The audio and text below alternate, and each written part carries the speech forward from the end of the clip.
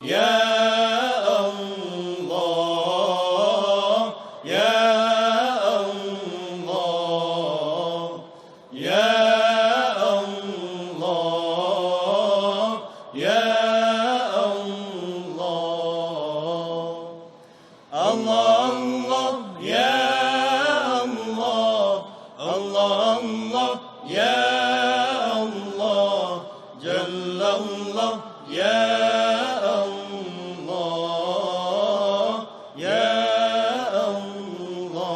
اب شرائط وضو ہے، وضو کی شرائط ہے، جب تک یہ شرائط مکمل نہ ہو انسان کا وضو صحیح نہیں ہوگا۔ شرائط وضو تک کتنی ہے آپ کو میں نے بتایا تھا ایک مرتبہ، آج بھی بتاؤں گا۔ شرائط وضو ہے 13 شرائط ہے، یہ شرائط مکمل ہونی چاہیے ہر حالت میں۔ اگر ان میں سے ایک شرط نہیں ہے تو وضو ہمارا باطل ہو جاتا ہے۔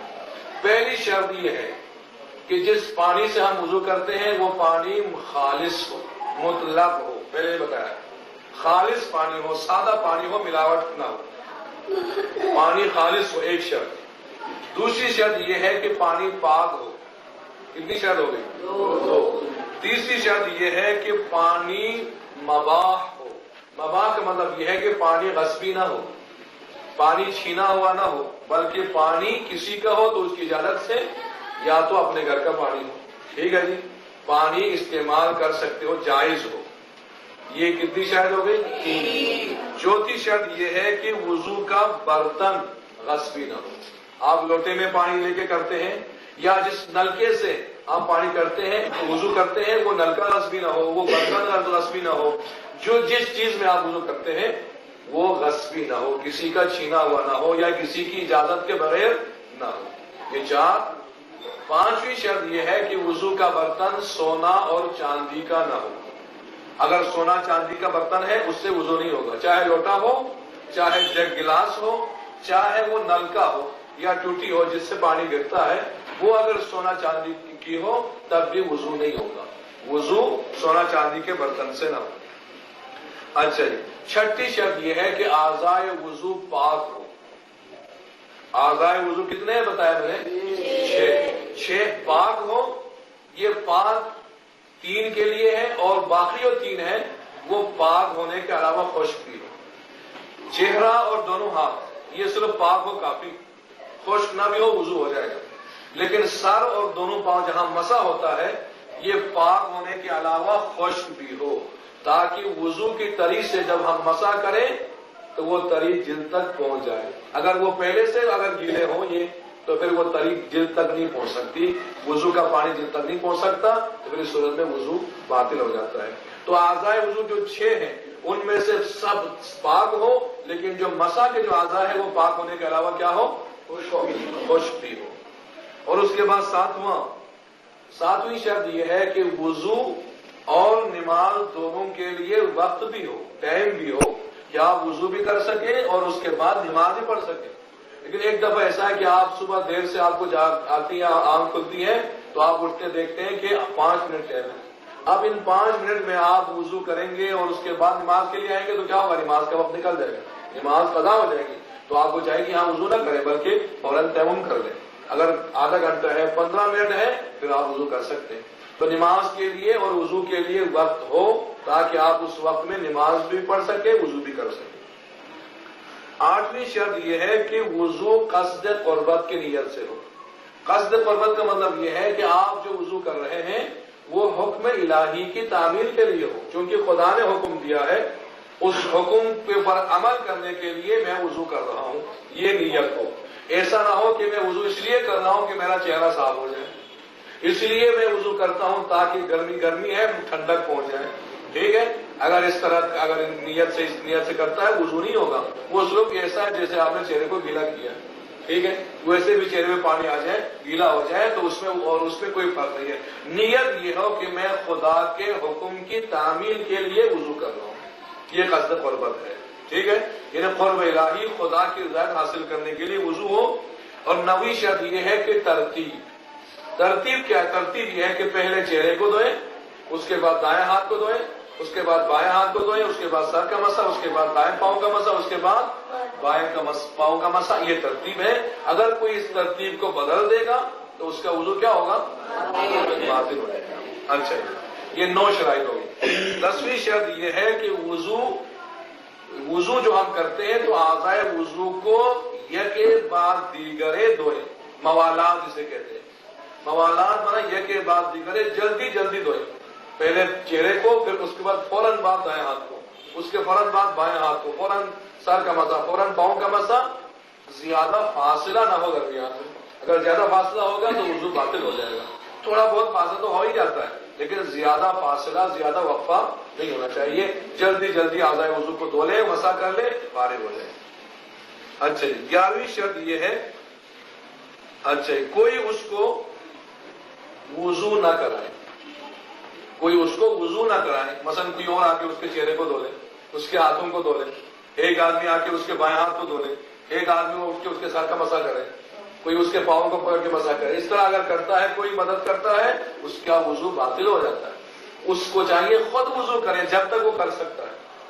لیکن اگر مجبور ہے، وہ خود نہیں کر سکتا ہے، تو کوئی اور اس کو وضو کرا سکتا ہے. لیکن اگر وہ مجبور نہیں ہے، کوئی اور اس کو وضو کرا لے، اس کا وضو باطل ہو جائے گا.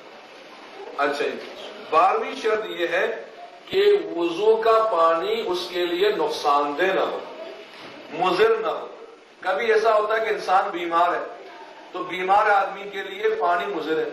کبھی ایسا ہے کہ چہرے پہ یا ہاتھوں پہ کوئی دھانا نکلا ہوا ہے یا کوئی زخم ہے، اس کے لیے پانی مضر ہے. پانی پڑے گا تو زخم اور خراب ہو جائے گا.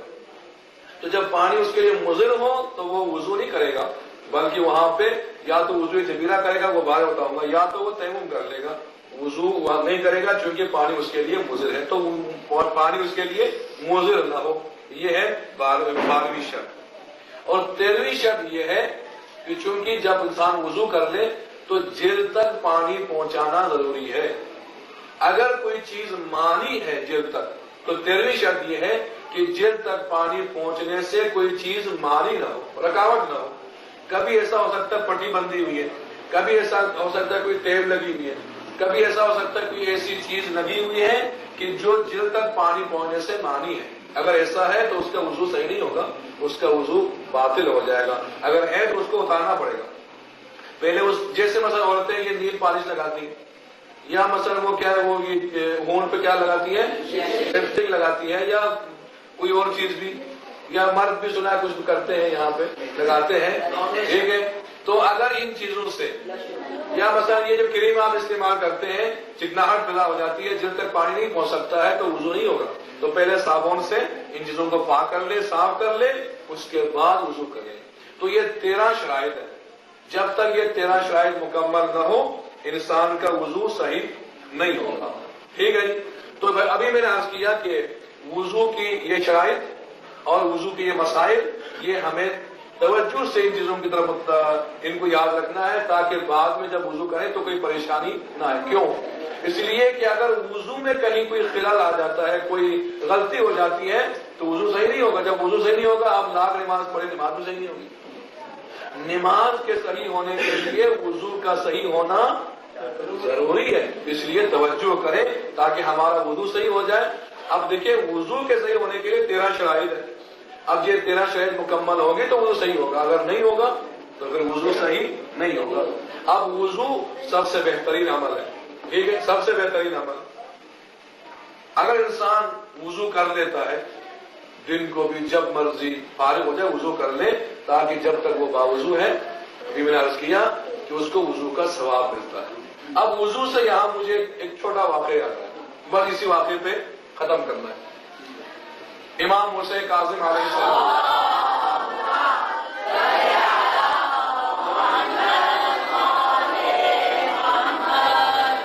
وہ امام ہے جو سب سے زیادہ زندانوں میں رہے. یہ تو پتہ ہے آپ کو. بلکہ بات میں ہے کہ 14 سال آپ زندانوں میں رہے، مختلف زندانوں میں. ایسے زندان جہاں دن رات کا پتہ نہیں چلتا تھا، ایسے زندان بھی تھے جہاں آپ صحیح طور پہ کھڑے بھی نہیں ہو سکتے تھے. ٹھیک ہے، لیکن ایک دفعہ ایسا ہوا کہ ایک دوست نے آپ کو اپنے گھر دعوت کی. زندان بان تھا جو آپ کا دوست تھا، یا ویسے آپ زندان سے باہر تھے، جیسے بھی تھا، آپ کو اپنے گھر بلایا. جب امام اس کے گھر آئے اب دیکھیے کہ کوئی عام مہمان آ جائے تو ہم کتنی اس کی خاطر تواضع کرتے ہیں، کتنی خدمت کرتے ہیں. کیوں؟ اس لیے کہ حکم خدا ہے اکرم الضیف ولو کان کافر. مہمان کا احترام کرو اگرچہ وہ کافر ہی کیوں نہ. مہمان کا احترام بہت ضروری ہے، واجب ہے مہمان کا احترام کرے.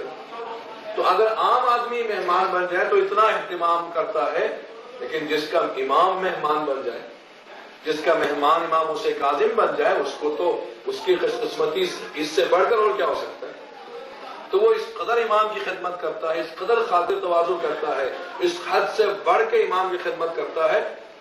امام کو بستر دیتا ہے، آرام پہنچاتا ہے.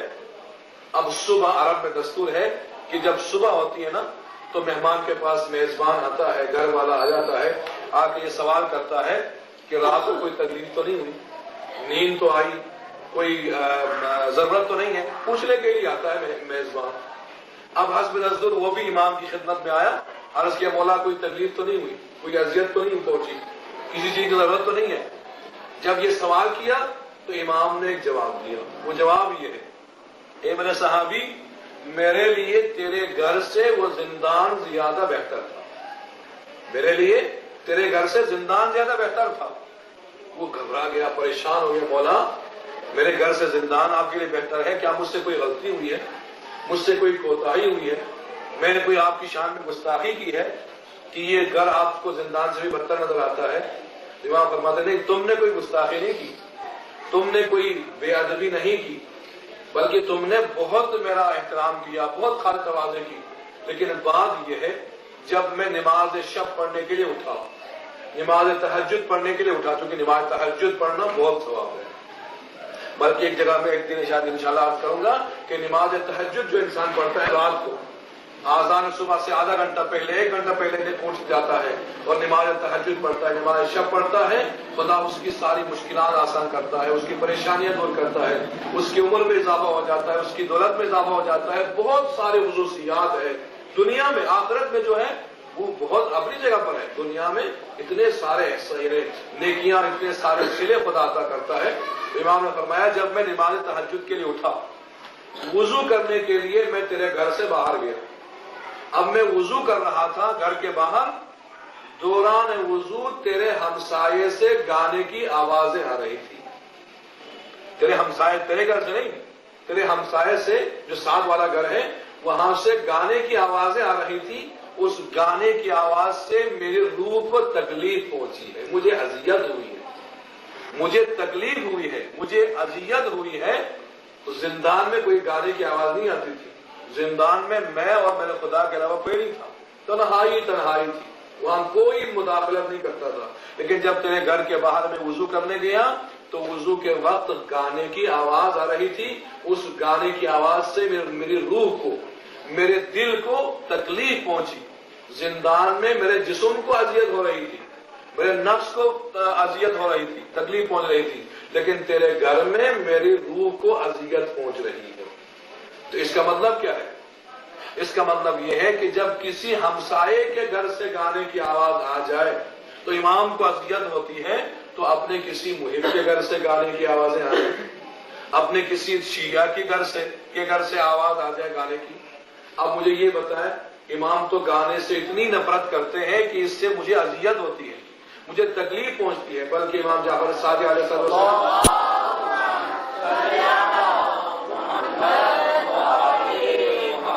ارشاد فرماتے ہیں کہ غنا کہتے ہیں گانے کو، عربی میں غنا کہتے ہیں. الغنا یوجب الفقر، غنا جو ہے یہ گانا غربت و تنگدستی کا سبب ہے. کہ جو انسان گانا سنتا ہے، گانا گاتا ہے، گانے سے محبت کرتا ہے، دیکھیں یہ گانا منہ کا گناہ، گانا سننا کان کا گناہ. اب جو انسان گانا گاتا ہے وہ 2 گناہ کر رہا ہے، ایک منہ کا گناہ، ایک کان کا گناہ. اور جو گانا سنتا ہے وہ کان کا گناہ کر رہا ہے. یہ کان کس لیے ہے؟ امام زین العابدین علیہ السلام ارشاد فرماتے ہیں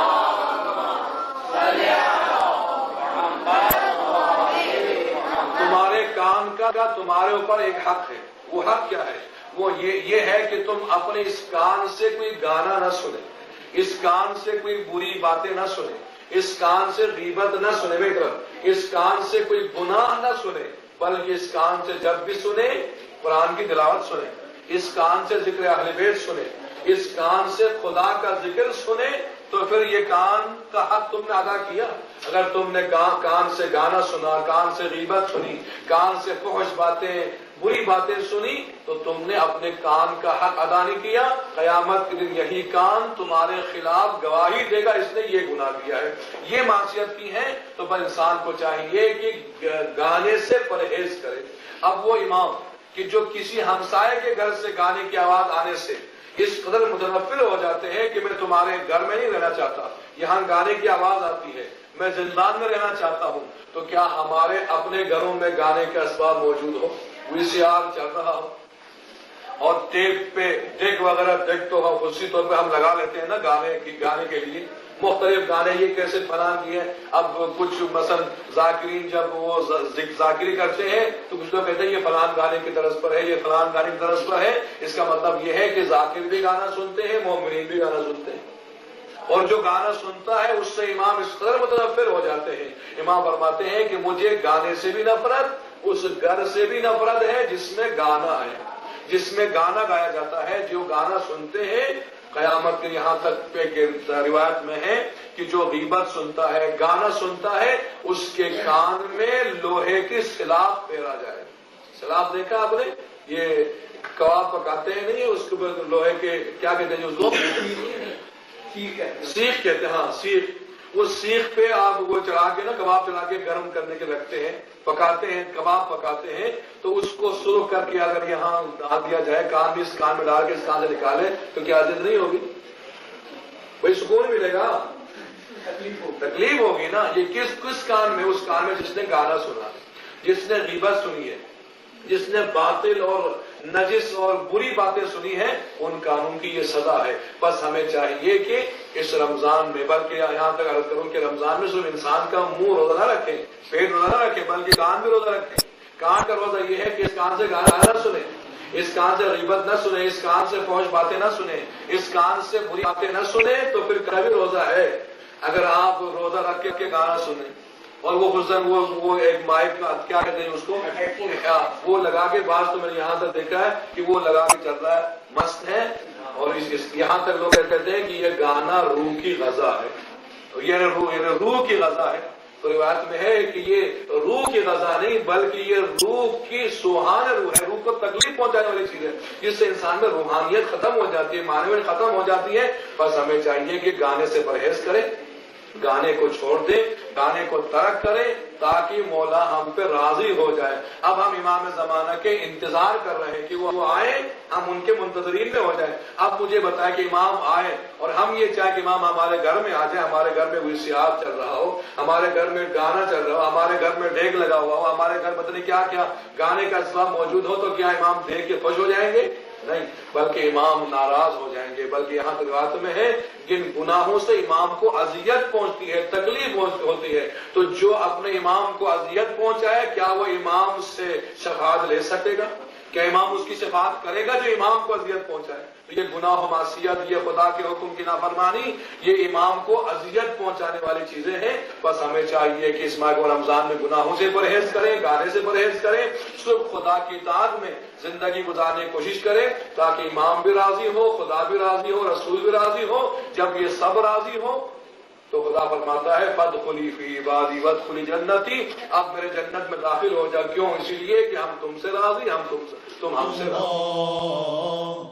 یا اللہ یا اللہ اللہ یا اللہ اللہ اللہ یا